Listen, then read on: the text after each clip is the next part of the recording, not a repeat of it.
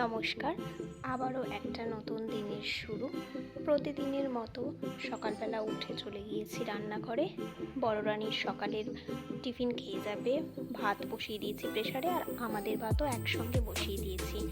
তারপর বড় রানী যথারীতি উঠে স্নান করে ফ্রেশ হয়ে একেবারে ছাদে চলে গেছে পুজো দেওয়ার জন্য ফুল তুলতে। আর আজ একটু আমার ব্যস্ততাই রয়েছে। ও হ্যাঁ, দেখো সারা রাত ধরে কি বৃষ্টি হয়েছে।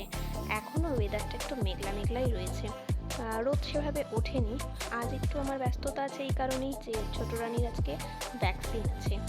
তো এখানে ওর খাবার নিয়ে এসেছি, ভাত, আলু সিদ্ধ, বাটার, লঙ্কা আর ডিমের অমলেট। আর হ্যাঁ, আজ বড় রানী আবদার করেছে সে ভাত ভাজা নিয়ে যাবে। ওর টিফিন নিয়ে কোনো দাবি দেওয়া নেই যে এই টিফিন করে দিতে হবে, ওই টিফিন করে দিতে হবে। ওকে যদি একটু ভাত ভাজা করে দেওয়া যায় ও সেটাই তৃপ্তি করে খায়। ও এতটাই ভালোবাসে ভাত ভাজা। ঘরে যা সবজি ছিল সেই সবজি দিয়ে ঘরোয়া পদ্ধতিতে ওকে ভাত ভেজে দিয়েছি। আর তারপর ছোট রানীকে নিয়ে আর মাকে সঙ্গে করে নিয়ে চলে গিয়েছিলাম ভ্যাকসিন দিতে। ভ্যাকসিন দিতে গিয়ে তার কি কান্না!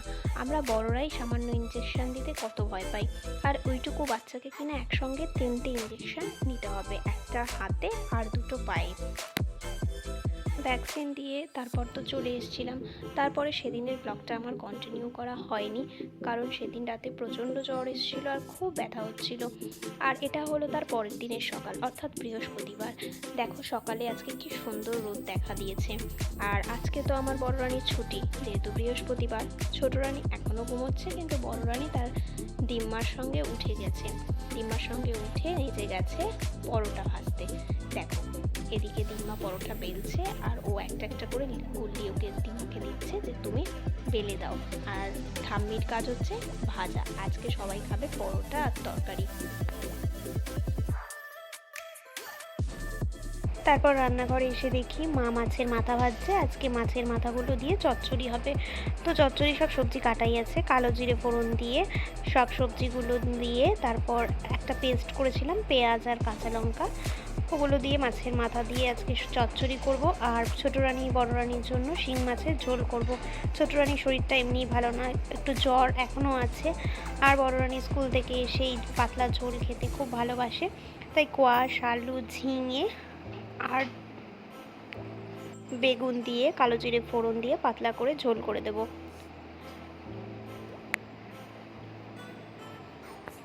পাতলা এই ঝোলটা বাচ্চাদের জন্য তো খুবই উপকারী, আর আমারও খেতে দারুণ লাগে। যেই ঝোলটা লাস্টে বেঁচে যায় না, সেই ঝোলটা আমি আর ফেলি না, সেই ঝোলটা আমি খেয়ে নিই।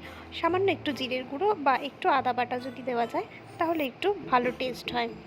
এমনি জ্যান্ত মাছের ঝোলের টেস্ট আলাদাই, তো ওটা একটু দিলে আর একটু ভালো লাগে আর কি। তো এই যে মাছের ঝোলও ফুটে গেছে আর আমার এদিকে চচ্চড়িও রেডি হয়ে গেছে।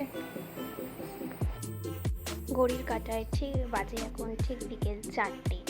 ছোটো রানী তো এখানে উঠে গেছে অনেকক্ষণ আগেই, এখন খেলাধুলো করছে। আর বড় রানীর আসার প্রায় সময় হয়ে গেল। বাইরের একটু ওয়েদারটা দেখে আসি। দেখো বাইরের ওয়েদার প্রতিদিন ঠিক এই সময়টায় এরকমভাবে মেঘলা হয়ে থাকে, আর নয়তো বৃষ্টি হয়। আর প্রত্যেকদিন ছেলেমেয়েগুলো এইভাবে বৃষ্টিতে ভিজে বাড়ি ফেরে। দেখো যেমন বলা তেমন কাজ, ঘর অবধি যেতে পারলাম না। ঘর থেকে বেরিয়ে এসে দেখি অঝোর ধারায় বৃষ্টি শুরু হয়েছে। আর ঠিক এই বৃষ্টিতে ভিজে ভিজে বড় রানী এখন এসছে। দেখো ঘড়িতে এখন 4:20 মতো বাজে। এই যে বড় রানী চলে এসছে, মোটামুটি ভিজেই গেছে। এখন ওকে ভালো করে ফ্রেশ করিয়ে খেতে দেবো। ও চচ্চড়িটা ভালোবাসে বলে ওই মাছের মাথা দিয়ে চচ্চড়িটা নিয়ে এসেছি, আর ওর জন্য শিং মাছের ঝোল করেছিলাম সেটা দিয়ে ওকে খাওয়াবো। রাতে চলে এসেছি রান্নাঘরে। রাতে আর আজকে সেরকম কোনো রান্না নেই। প্রেশারের মধ্যে মসুর ডাল বসিয়ে দিয়েছি। আজকে পেঁয়াজ রসুন দিয়ে মসুর ডাল খাবো, আর হচ্ছে আলু সিদ্ধ মাখা। পেঁয়াজ লঙ্কা তেল দিয়ে আলু সিদ্ধ মাখা খেতে কিন্তু দারুণ লাগে। সকালে যেমন তেমন খাবার খেলেই হয়ে যায়, কিন্তু রাতের জন্য যেন এই ডাল আলু সিদ্ধটা আমাদের বাড়ির সবার প্রিয়। বড় রানী তো ভীষণ ভালোবাসে। তোমরা কারা কারা এরকম পাতলা মসুর ডাল আর আলু সিদ্ধ মাখা খেতে ভালোবাসো অবশ্যই জানিও। আর এই মসুর ডাল সোমবারাতে না কালো জিরে ফোড়ন দিলে তো ভালো লাগে, কিন্তু আমি কালো জিরেটা প্রেফার করি না। আমি একটু সাদা জিরে দিলেই বেশি ভালোবাসি, কারণ সাদা জিরের একটা আলাদাই ফ্লেভার আসে। তোমরা কারা কারা সাদা জিরে দিয়ে ফোড়ন দাও আমাকে কিন্তু অবশ্যই জানাবে। দেখো এখানে আমার ডাল রেডি হয়ে গেছে, আর আলুটা সেদ্ধ করাই আছে, পেঁয়াজ লঙ্কা তেল নুন সব দেওয়া আছে, খালি ওটা মা মেখে নেবে। এই যে আমাদের আলু সেদ্ধ মাখা কমপ্লিট। তো আজকের ব্লগটা এই পর্যন্তই।